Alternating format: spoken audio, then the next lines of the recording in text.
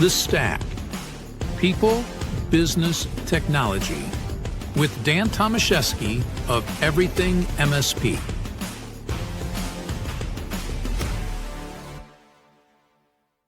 Hello, everybody. Welcome to another episode of The Stack, where we focus on people, business, and technology. I am very excited to be joined today by Pete Busam with Equilibrium Consulting. Let's go ahead and bring Pete in. There we have Pete. How you doing today? Doing well, Dan. Good to see you again and be here with you. Yeah. And today we're talking about a really exciting topic. Of course, it is marketing, something you and I both love.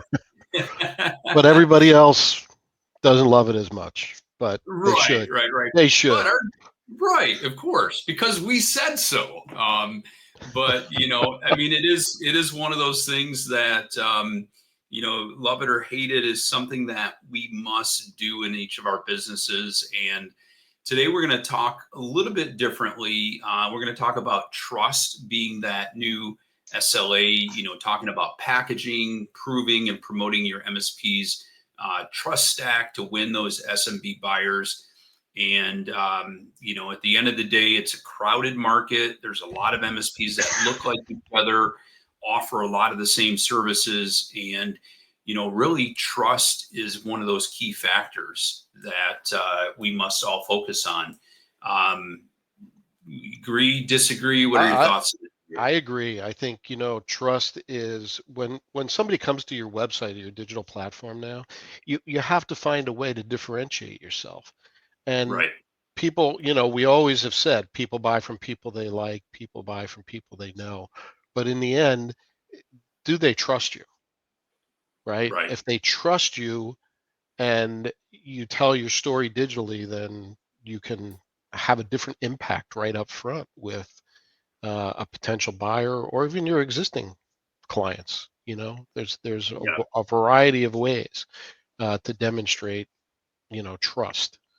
And that's one of our new things that we're liking to talk about a lot is what's your trust stack?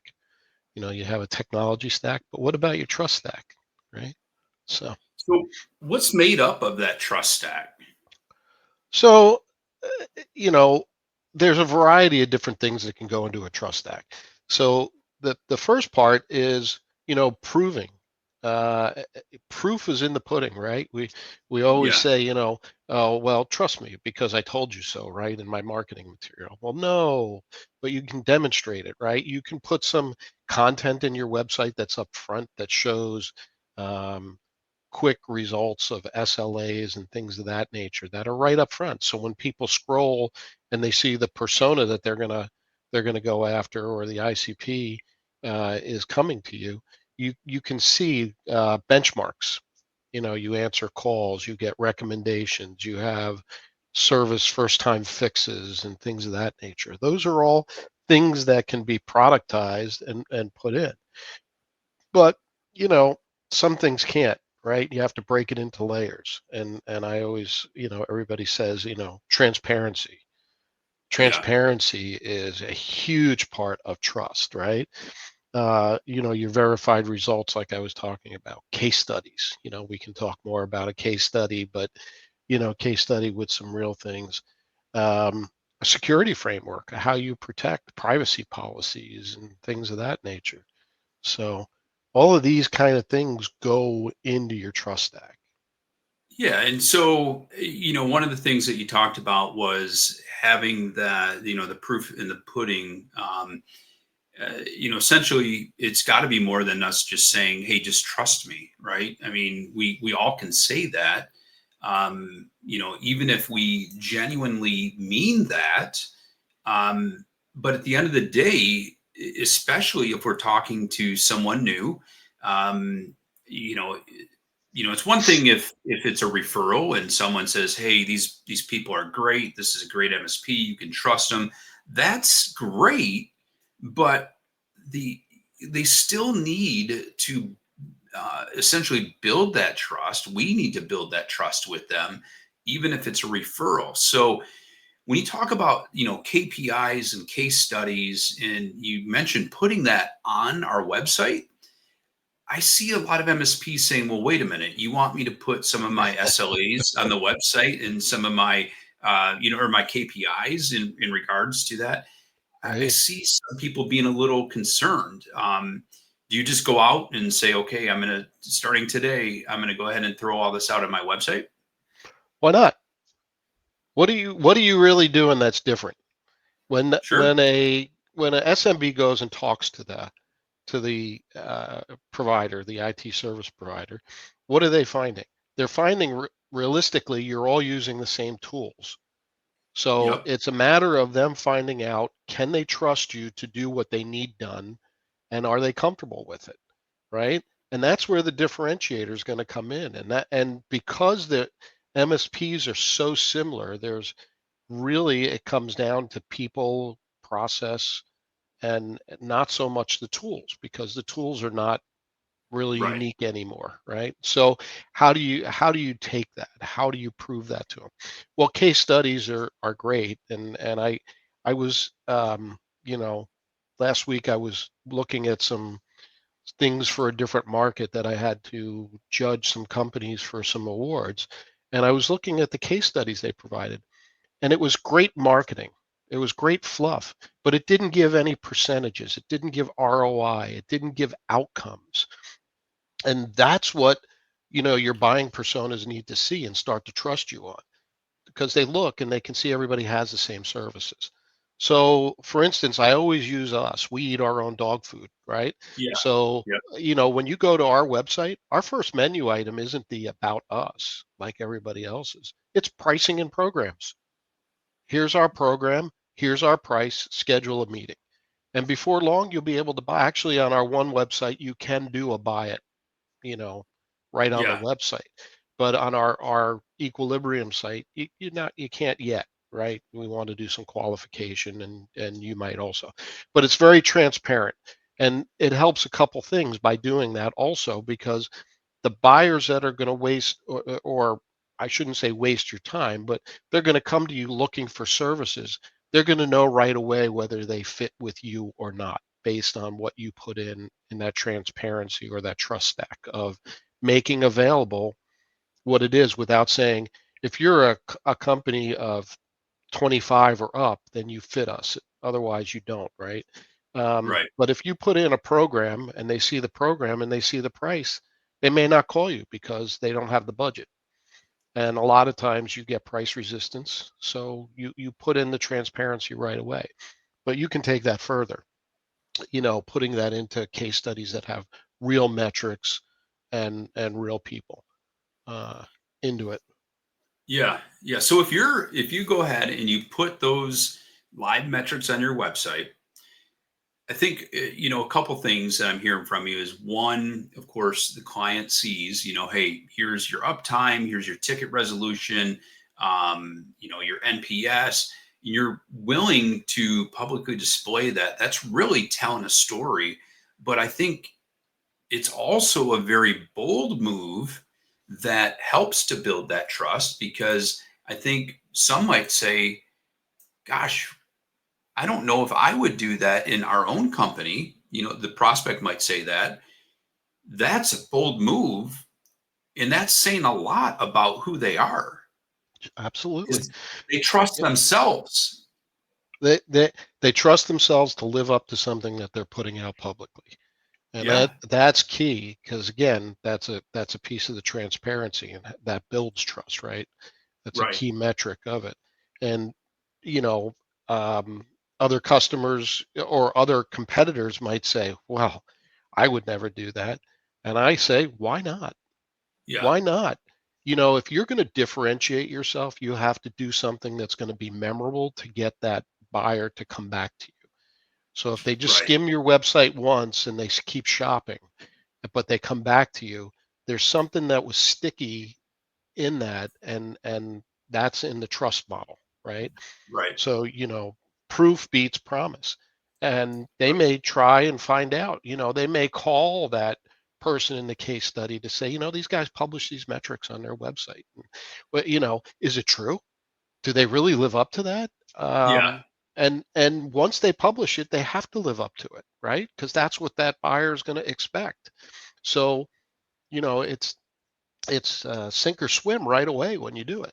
So How about, a moment of what we'll call radical transparency, where you're owning up to a mistake or maybe a breach notification, and you are being bold from a perspective of saying, you know what, we are not perfect. We have made mistakes. This is how we went about it. Can you talk a little bit about those type of scenarios? Because, again, at the end of the day, none of us are perfect and we will make mistakes, but it's how we handle the situation that I think will help to build that trust. yeah, I think, again, transparency is a key, and ownership. You have to own what your team does or what your company does. And your clients aren't looking for you to push it off and say, no, I didn't do that, or no, it's not my fault. They're looking for you to own it. They came to you to solve their problem and drive an outcome. And when you own it, that makes you that much, more trustworthy. Like when you go to a kid and you say, did you do this? And they look at you with their eyes and they stare off and they kind of swivel their foot on a pivot, like, no, I didn't do that. What are you talking about, Dad? Right. Um, but, I think owning it, but I think the other side of it is, what are you going to do about it? Right. And taking Yeah. that feedback loop from your client and owning it and saying, you know what, 50%, internally you're saying to yourself, 50% of what that person is saying is real. The other 50% might be some exaggeration. But taking that Sure. back and then going with your team and saying, this is the feedback we got. This is what they experienced. This is the feedback that we got.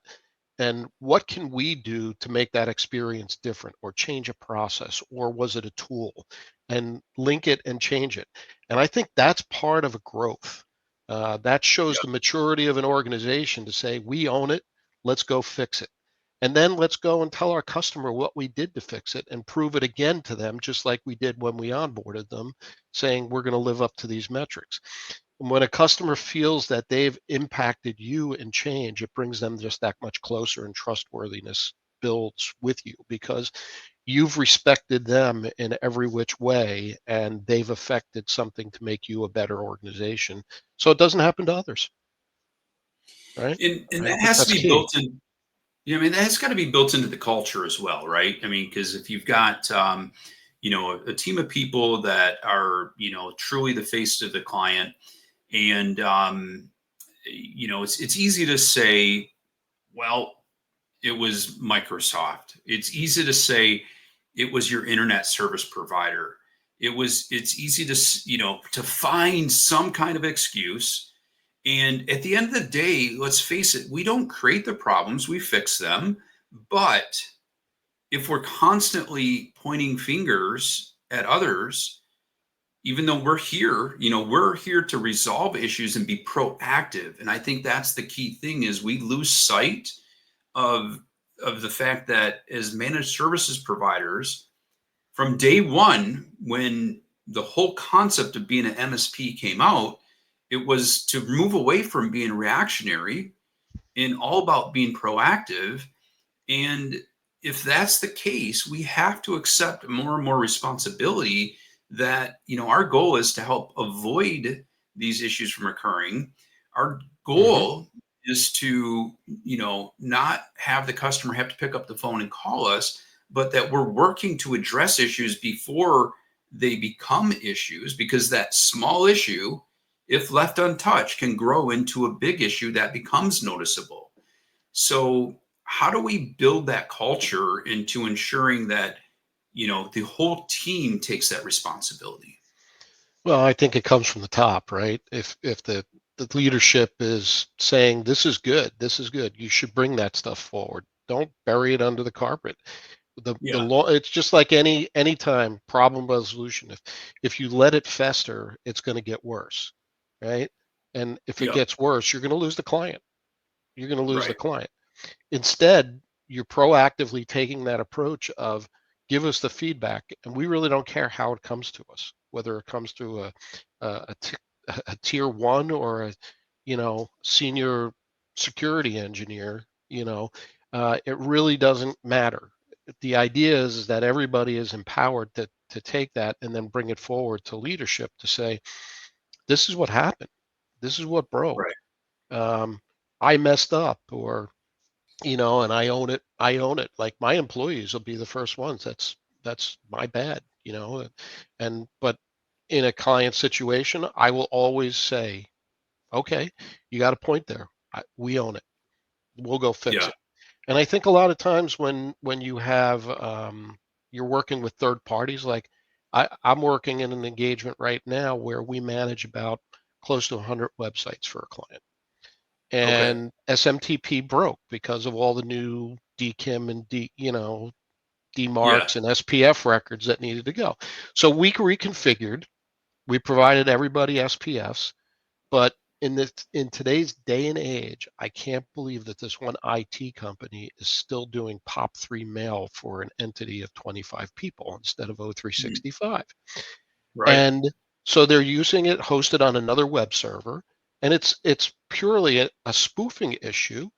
And the guy's telling me there's no such thing in the POP3 world. And I'm like, yes, you have a device, you have a Barracuda device that sits in front of your server, and it's saying it's coming from domain, that's my domain, and I'm just going to reject because of the way that DNS is Yeah. configured and done. And he's arguing with us. End result, he's probably going to get his walking papers as an IT firm here in the next week because he's doing it. And I've said, hey, we own it. We'll work with you 100%. Yeah. The client is coming to us. We're trying to solve a problem. It's our job to solve it together and own it. They don't want to hear the vendor bickering. So, they're bickering at us and we're saying, okay, you're on the right track. Keep looking for that spoof filter. If you want, I'll put Yeah. together a phone call between us and the vendor of the hardware and you, and we can walk through and maybe have a vendor meet and get it done. That's solving, that's owning it, that's growing, right? Right. If you don't do those things, you're helping yourself lose customers, or at least Yeah. make it easier for that customer to say, come renewal time, I'm going to look in a different spot. Yeah. And Because otherwise it comes across as, oop, yeah, nothing I can do. Right. and most MSPs are doing, third party vendor management. They're Right. getting in the middle because they're managing the infrastructure, and maybe not the app, but they're making it work across that whole infrastructure, whether it's cloud or premise based. So owning that situation and building the trust that you are going to handle it for the customer, but you're going to listen to the customer's feedback too. And Yeah. that could even be part of your QBR, is like, we always do, how are we doing? Like, after about 3 months of having a customer on board, I say to them, grade us, give us a grade, no holes barred. And they say, this is what we like and this is what we don't like. And I say, okay, that's great. I appreciate that feedback. And we go Right. back and we make some changes and we make the adjustments, and they see that adjustment, and that just ties them deeper to us, Yeah. again. So, So let's talk about something that we've chatted about recently. And if you were to have a trust assurance tier, so like you were to say, hey, we can offer guarantees and service credits and all kinds of transparency reports that are all baked in.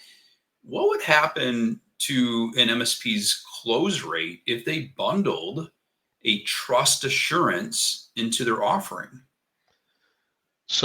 their cost of acquisition would go down, Okay. right? Because the client basically, and we have published on our About Us a client bill of rights, that what you can expect from us in your client bill of rights. And it's clear, it's right on the website, and it's available for anybody that wants to go and look. It's on the About Us, and you'll see, what the client bill of rights are, and it's a link that you can click and pop open.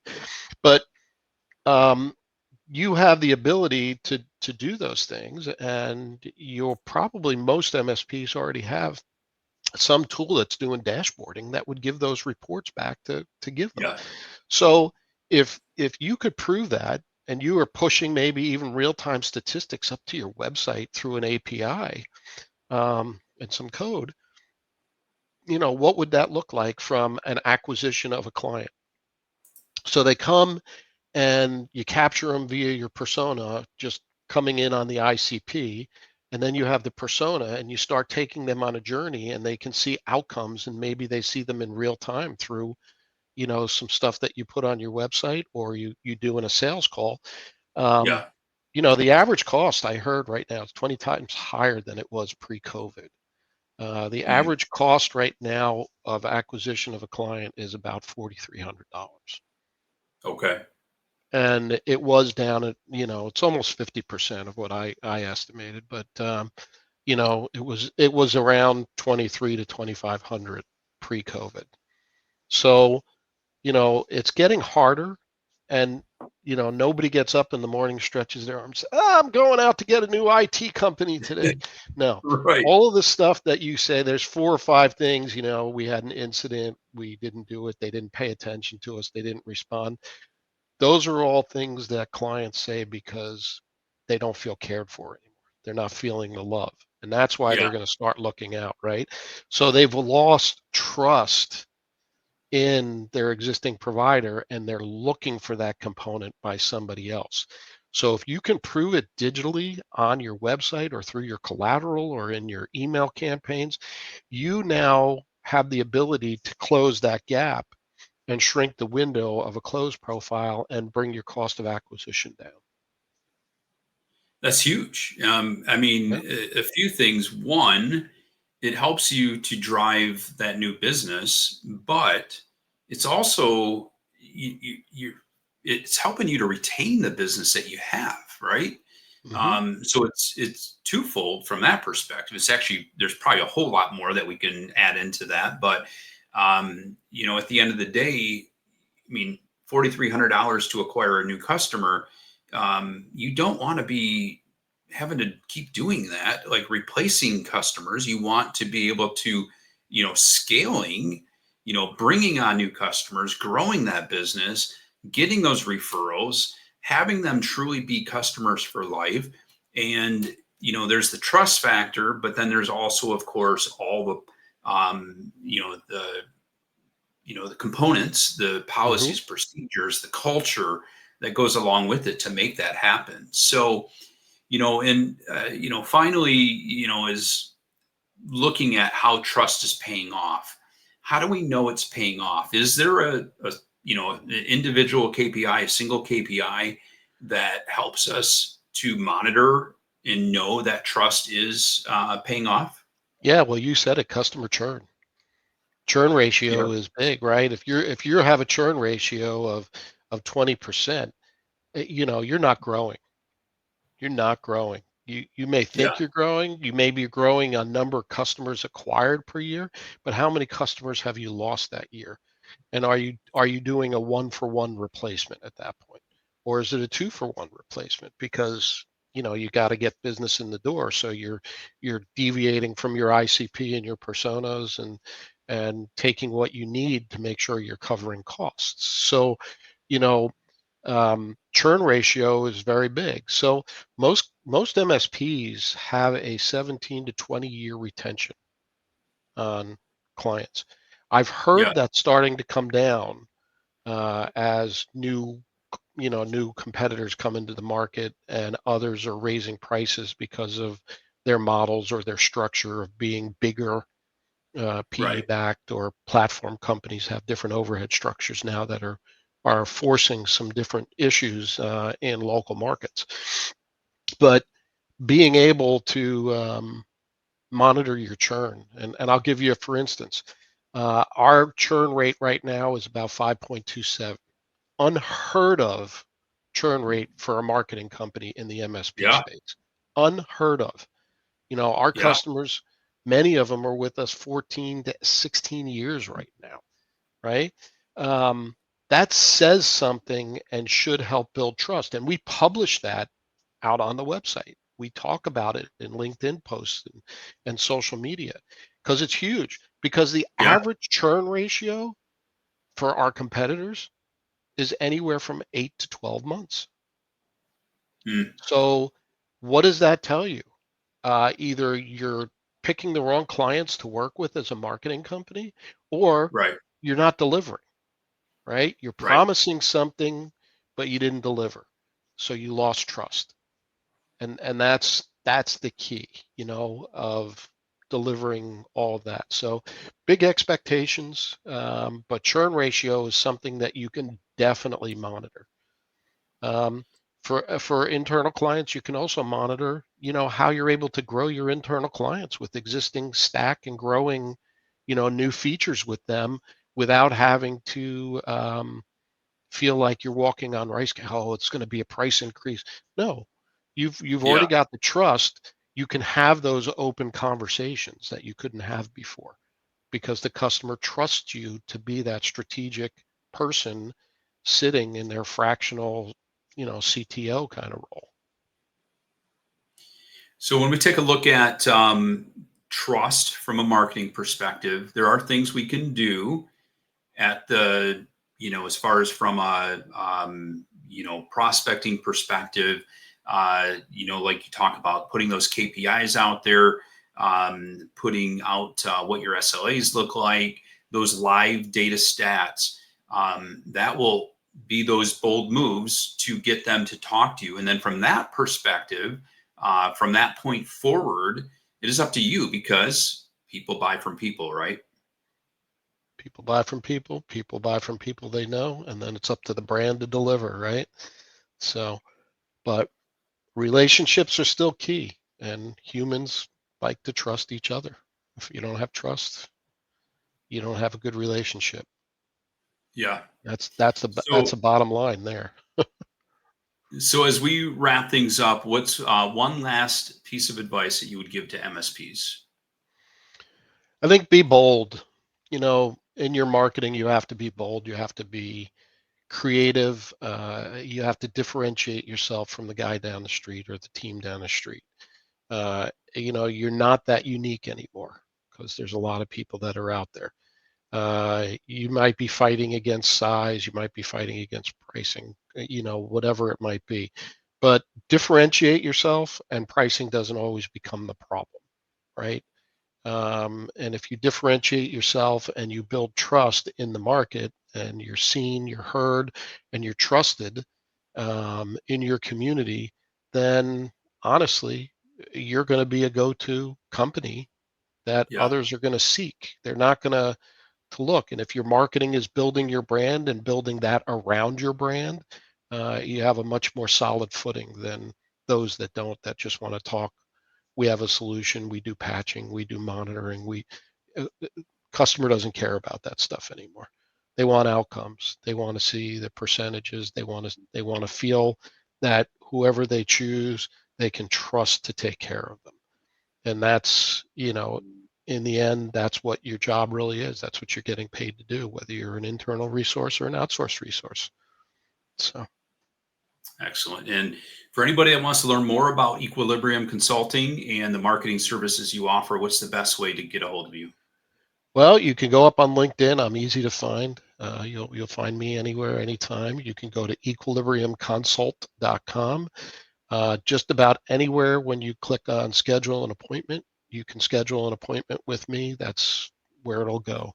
So our contact page also has a way to send an email or a form, and you know, easy to find. I'm around. So Excellent. you can always ask Dan too. There you go.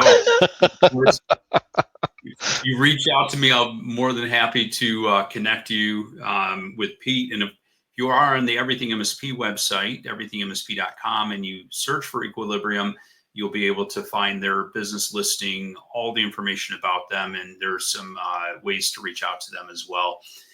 Pete, as always, I want to thank you for your time and all of your expertise and sharing with our community. It's greatly appreciated. For everybody listening today, thank you for being here. Until next time, we will talk to you soon. Have a great day, everybody.